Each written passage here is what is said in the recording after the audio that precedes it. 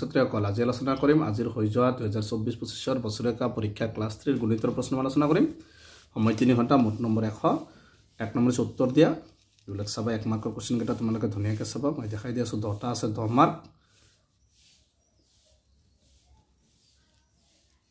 তাৰপিছত দিছে 2 নম্বৰ সমাধান কৰা 2 মাৰ্কৰ এইবিলাক 10টা আছে 20 মাৰ্ক আলুৰ এটা বস্তাৰ দাম 20 টকা 20টা বস্তাৰ দাম কিমান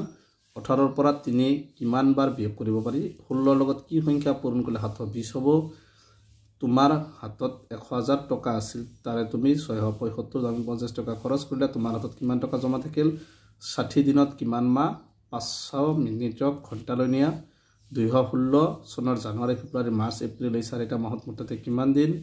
ৰেখাখণ্ড কাক বলে এটা ৰেখাখণ্ডৰ চিত্ৰ আঁকি নাম দিয়া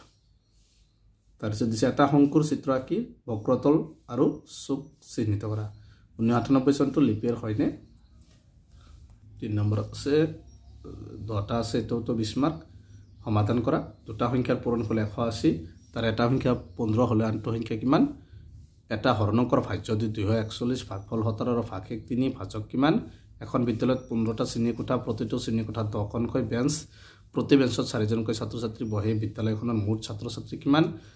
আজিতৰ জন্মদিনত তেওঁৰ 6জন বন্ধুৱে মিলি 900 টকাৰে এটা উপহাৰ কিনিলে তেওঁলোকে গাইপতি কিমান টকা দিবলগীয়া হল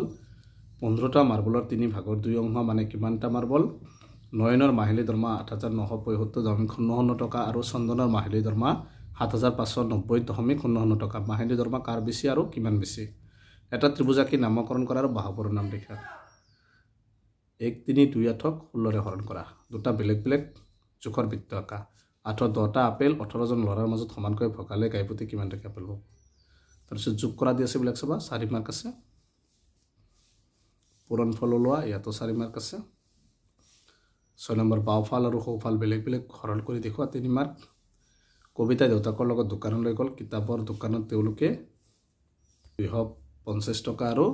175 টকা বহি কিনিলে দেউতাকে দোকানীক 3খন 100 টকীয়া নোট আৰু 2খন 50 টকীয়া নোট দিলে দোকানীয়ে দেউতাকক কিমান টকা ঘূৰাই দিলে ঘণ্টাৰ পৰা মিনিটলৈ নিয়া 4 মাৰ্ক বিলাক চাবা তাৰপিছত তোমাৰ শ্ৰেণীৰ ছাত্ৰ ছাত্ৰীৰ প্ৰিয় খাদ্য এনে ধৰণৰ 3 নম্বৰ দিয়া আছে তথ্যখিনি এটা চিত্ৰ লেখা আঁকিব লাগে খালি ঠাই পূৰণ কৰা আছে 5টা আছে 5 মাৰ্ক বিলাক চাবা শুদ্ধ অন্ত লিখা এইবিলাক আছে 5টা 5 মাৰ্ক পূৰ্ণতা 14ৰ ভাগ মুখস্থ লিখা 4 মাৰ্ক ক খ গ তিনিটা সংখ্যা হলে তলতীয়া বৰ উত্তৰ দিয়া 3 মাৰ্ক একেটা 14 নম্বৰ উত্তৰ লিখা ইয়াত আছে 4 মাৰ্ক গতিকে এই উত্তৰ লিখা কোশ্চেন কেইটা এনেকুৱা কোশ্চেন তোমালোকে চাবা পঢ়ি তাৰপিছত 15 নম্বৰ তাৰিখ কাক বলে লিপিয়াৰ কাক বলে তলত দিয়া ইংৰাজী শব্দকেইটাৰ অসমীয়া প্ৰতিশব্দ লিখিব লাগে 2 মাৰ্ক আছে ক অংশৰ লগত খ অংশ মিলাব লাগে ইয়াত আছে 4 মাৰ্ক গতিকে এইকেইটা আছিল আজিৰ হৈ যোৱা ক্লাছ 3 গণিতৰ প্ৰশ্ন আজিৰ ভিডিঅ'খিনি